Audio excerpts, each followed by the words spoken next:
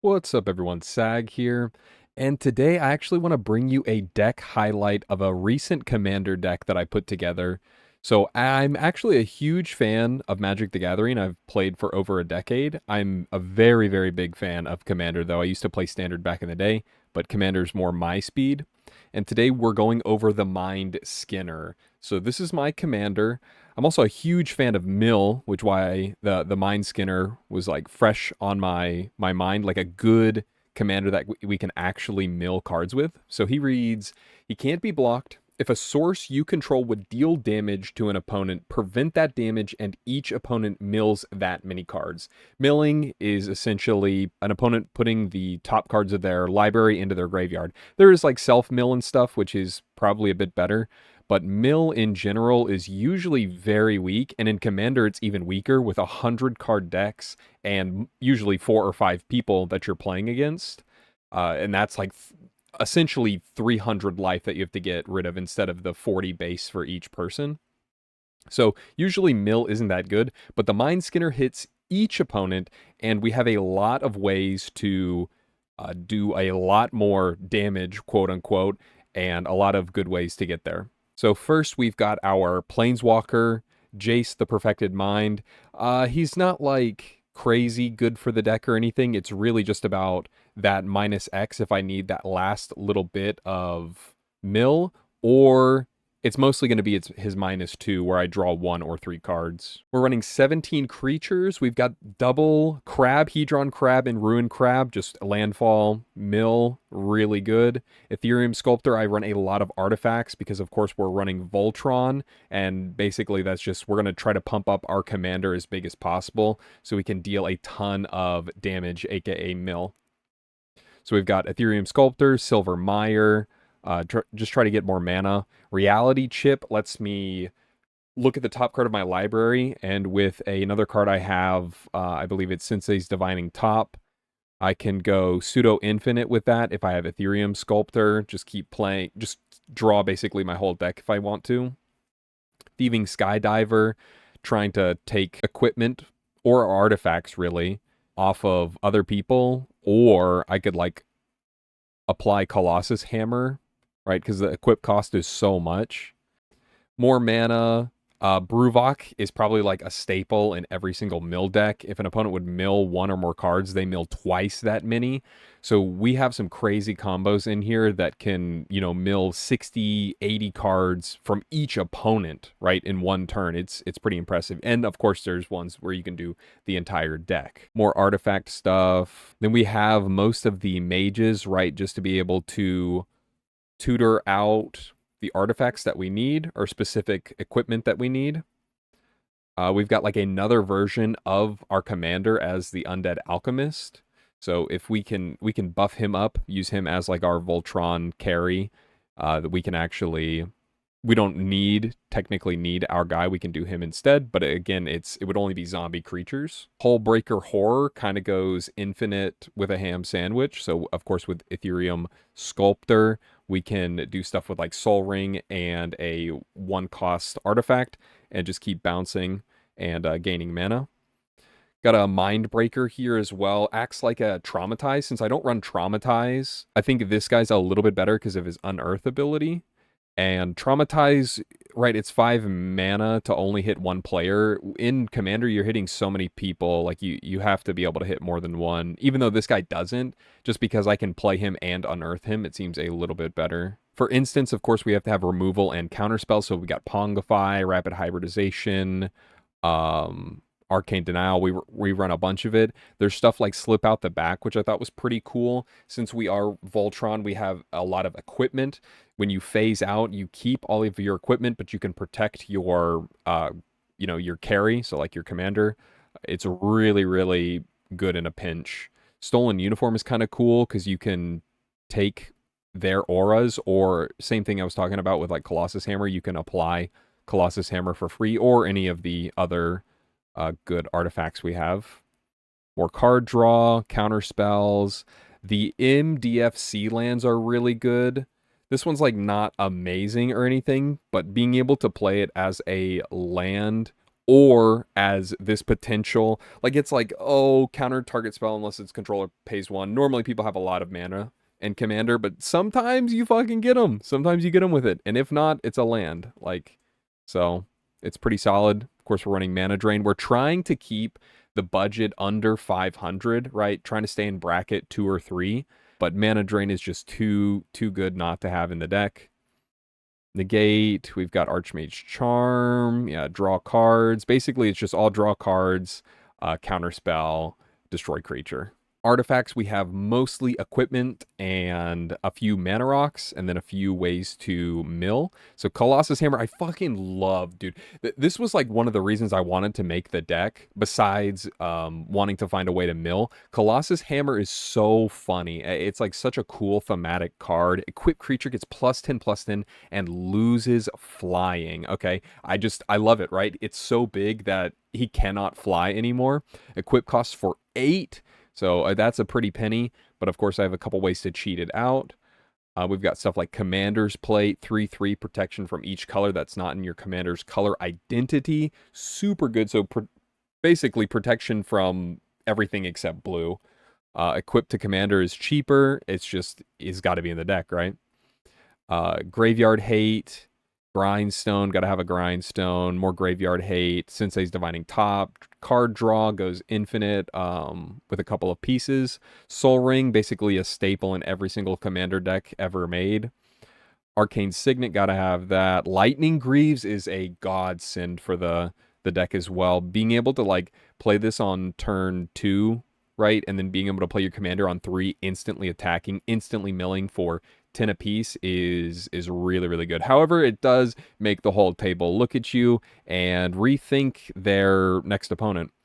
Mind Crank is good if other people are attacking each other, right? When an opponent loses life, they mill, depending on how much life they took. River Churn Monument is insane. This guy goes absolutely buck wild if you have milled at least 50 cards, you play this, they're basically dead, right? Because of the exhaust, any number of target players each mill cards equal to the number of cards in their graveyard. Once they have 50, technically less, because like there's going to be cards in their hand and their graveyard probably. But it's like if they have like 45, right, in the graveyard, you play River Churn Monument, dead. Dead. Sapphire Medallion, gotta have that, boy. Yep, more mana rocks. We've got Swiftfoot Boots, of course, right? It's just a slightly more expensive of Greaves, but you have Hexproof instead of Shroud. And Greaves is a little weird, but if you have 2 creatures, you can just equip onto one, apply your other equipment, and then equip it back. But it does leave him exposed for a second. Swiftfoot Boots is just like another redundancy, right, for haste, really. Fire Shrieker, Double Strike. This is so funny with your commander, right?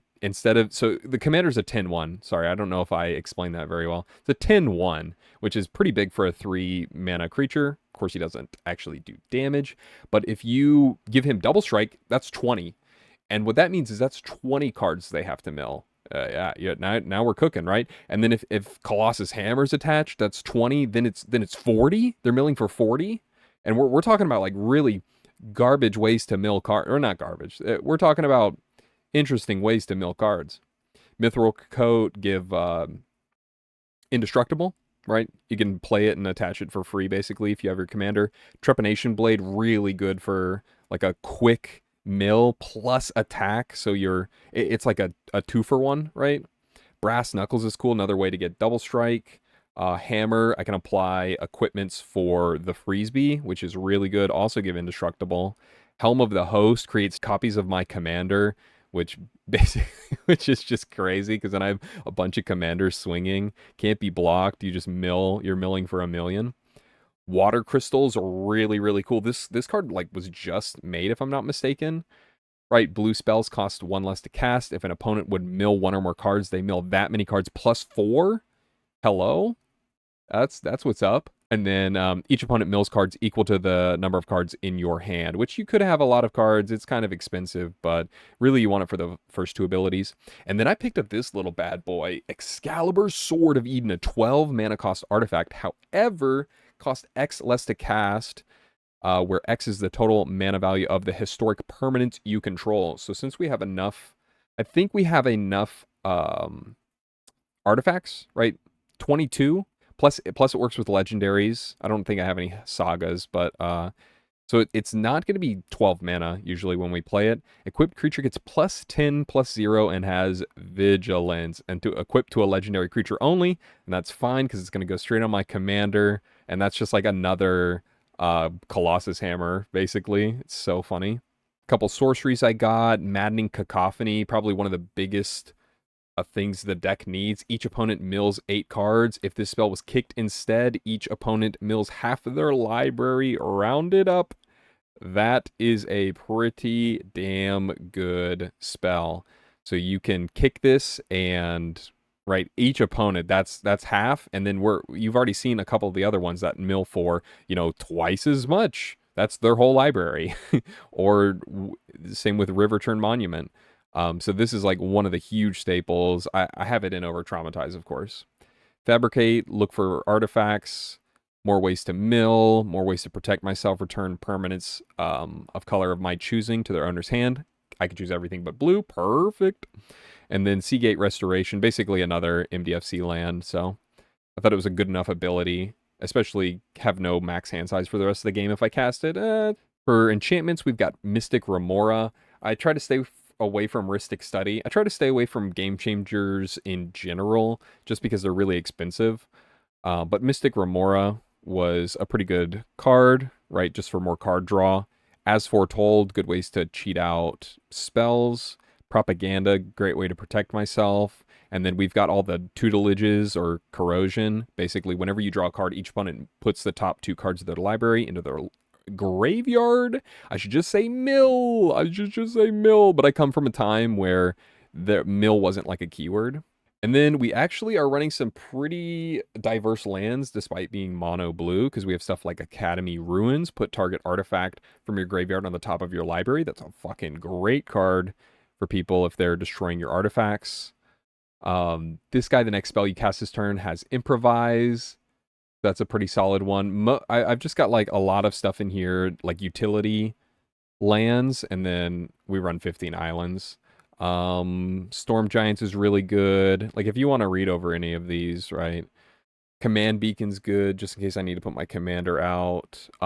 Stuff like Flooded Strand, right, is really, really good if you think about it, because you can run it because even though it is white blue and a mono blue, you can just look for an island. Or lands are colorless, therefore you can have basically any kind of them in your deck.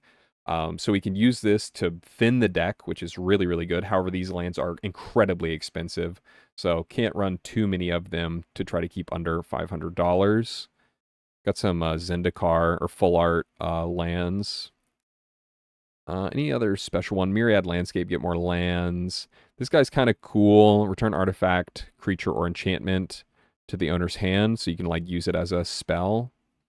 I actually do have, like, yeah, I have Scalding Tarn, Polluted Delta. It makes the deck so expensive. That's the reason we're pushing 500 in the first place, among a couple other cards. But yeah, the deck is super cool. And honestly, Moxfield is a really, really good website if you haven't used it. It's a great way to like look at all the stats of your cards. Like even this, it tells you, right, for turn 1, you have a 97% chance of playing these on curve, which I don't know if it accounts for mana rocks, but that's fine. You get like a baseline level, tells you your average mana value, the converted ratios. This is a lot better for like multicolor decks, of course. And then like a little hand drawer, which I think this is so cool, right? So you can just do like a couple test draws. Like this is I can't keep this hand. This is a hand. We've got a lot of mana, but this is fine. Little protection, tutelage, draw card. And then I get to also see what like my next couple of cards would been, which are great. I really only need 5 land for the deck, especially the Sapphire Medallion. Oh yeah. But yeah, this is super cool. And then they also have a really cool play test feature. So you can just go straight in here and boom, you are already in, and you have your hand pulled up here. You've got like all the different ways to mess around with what you need. Life up here. If you need counters, you make them. Restart the game if you want to. Let's see if we can even keep this hand. Or maybe I'll show off some combos for the deck. Yeah, I like that. All right, one of the first combos here is pretty high roll, but it can technically happen.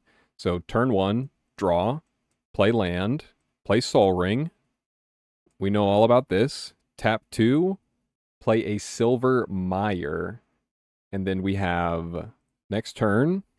So, I mean, that's a pretty crazy turn 1. After all, you're playing 2 mana rocks, essentially. Soul Ring, the best one, and then a Silver Mire, pretty solid. But turn 2, you'd play land, and then you could tap 2 to play Arcane Signet, tap 2 to play Sapphire Medallion, and then you can tap 1 to play Riverturn Monument because it's a blue spell. Yeah, so it's discounted by the medallion. And then you could tap another one to play Vedalken Engineer. When he taps, add 2 mana of any one color. Spend this mana only to cast artifact spells or activated abilities of artifacts. So we're going to be using that with the Riverturn Monument. And then the next card exactly that we need is Maddening Cacophony. So we play this on turn 3, and we can tap 1, 2, 3, 4, 5, 6. Actually, we only need 5 because of Sapphire Medallion. So we play Maddening Cacophony with its kicker cost. So 4 plus 2 is 6, minus 1 from the medallion is 5. Each opponent mills 8 cards. Well, each opponent mills half their library rounded up. And so if that resolves, aka it does not get countered or anything, then that happens, and we can tap 1, 2, 3, 4, tap Riverturn Monument for his exhaust cost, and I choose all players, and they mill equal to the number of cards in their library, which is all of them. I pass turn. If they have no way to stop these from happening, I pass turn, and on each of their draw steps, they lose because they have no cards in their library. Oh, and Bruvok makes that combo a lot easier, right? Just, it's like another redundancy aspect of it. So if I just have Bruvok out instead of Riverturn Monument, then I can just play the Maddening Cacophony and win straight up. All right, but this is the true way that I want to win. So we turn 1, I guess we would draw first, of course. But turn 1, of course, we play our land and Soul Ring, the great start to any combo. Tap 2 to play the Lightning Greaves. Now, you can either play this or Arcane Signet first. I don't think it necessarily matters.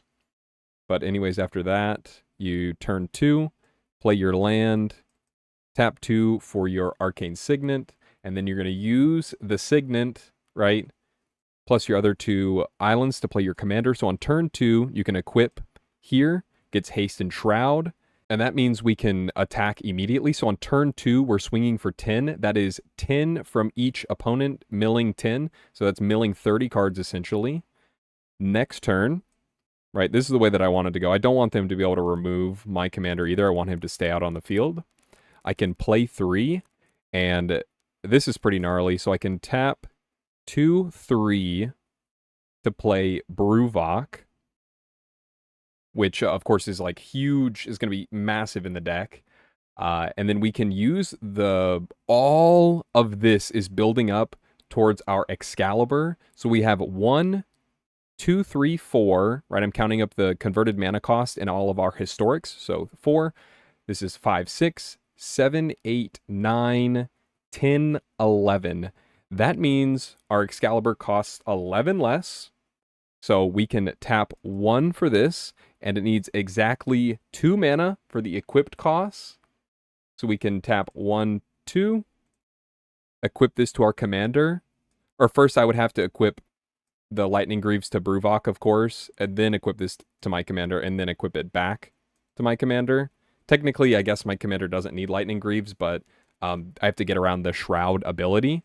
Anyways, when this happens, I swing for 20, and that means everyone mills 20, and then Bruvok triggers. They all mill 20 again, so that's 40. So now, plus turn 2 and now turn 3, they've milled at least 50 cards.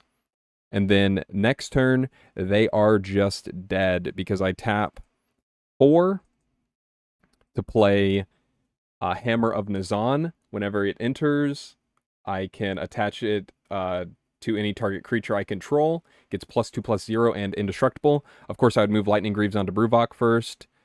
Put it onto Mindskinner, and then I can tap 1 to play my Colossus Hammer, finally, and then I can equip it for free because of the Hammer's ability. The Hammers, man, they're working together. And then that goes on to my commander, put Lightning Greaves back, and now what happens on turn 4, I'm swinging with my commander, and that's +10, +20, +22, so it's swinging for 32, which mills everyone for 32. Not me, though. And then that doubles to 64. So if they somehow had more cards in their deck, I mean, we have milled easily over 100 cards, and then we would pass turn and they would all die. This is normally the way that I would want to win some type of mill through Mindskinner, but there's a bunch of different ways to have redundancy in the deck to be able to mill in more ways. And then, of course, a lot of protection. Most of the time, your hands are never going to look like this, right? Or if they do, you're going to be immediately targeted by everyone else on the table. But it's fun to talk about the theories of it and what could possibly happen in a game. But that's going to do it for me. Let me know what you think about maybe some of these deck highlights. Might start doing some stuff where we play on Tabletop Simulator, because that's what we do now. We just import the deck straight from Moxfield onto Tabletop. It is so good. Maybe record some games there and see how that goes. But let me know what you think. Yeah, politely smack that like button's ass on your way out. And you know what? Have a wonderful day.